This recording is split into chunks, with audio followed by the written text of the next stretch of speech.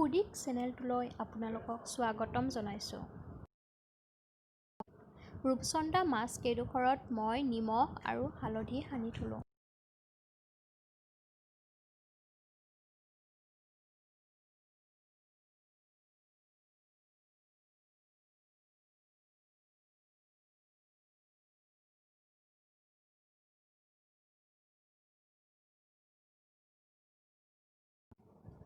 ৰ পৰা 10 মিনিট সময় ঢাকি থৈ দিব।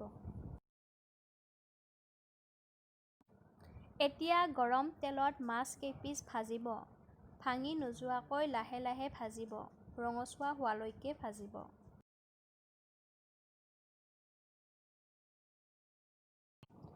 এইবাৰ একেখিনি তেলতে আলু কেইপিচ ৰঙচুৱা হোৱালৈকে ভাজিব। আলু ভাজোঁতে মই নিমখ আৰু হালধি অলপ অলপ দিছোঁ।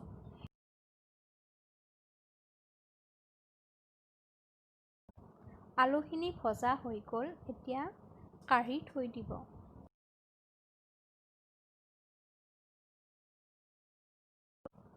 আলু ভজা তেলতে জলকীয়া, পিঁয়াজ আৰু আদা অকণ দি দিলোঁ। এতিয়া ৰঙালাওৰ গুটিখিনি দি দিলোঁ। কিছু সময় লৰাই থাকি পানী অকণমান দি দিলোঁ। 1 কাপ পানী দিলেও হ'ব।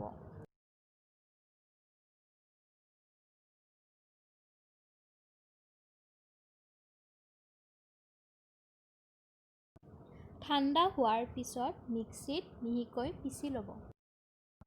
গৰম তেলত আদা নহৰুৰ পেষ্ট, 5 ফোৰণ আৰু তেজপাত দুটি দিব।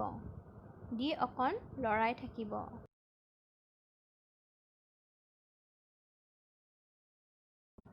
ৰঙালাওৰ গুটিৰ পেষ্টখিনি দি দিলোঁ। অকণ লৰাই দিব। হালধি 1 চামুচ, ৰেড চিলি পাউডাৰ 1 চামুচ দি দিলোঁ।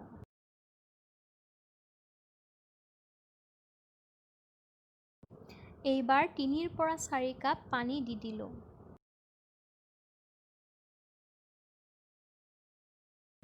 সোৱাদ অনুসৰি নিমখ দি দিলোঁ।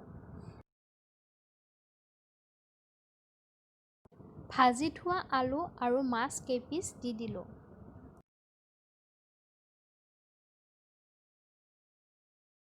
পাঁচ মিনিট সময় উতল আহিবলৈ দি নমাই ৰাখিলোঁ। ৰঙালাওৰ গুটিৰে মাছৰ আঞ্জা ৰেডি হৈ গ'ল। যদি মোৰ ভিডিঅ'টো ভাল পালে তেতিয়াহ'লে লাইক আৰু ছাবস্ক্ৰাইব কৰিব।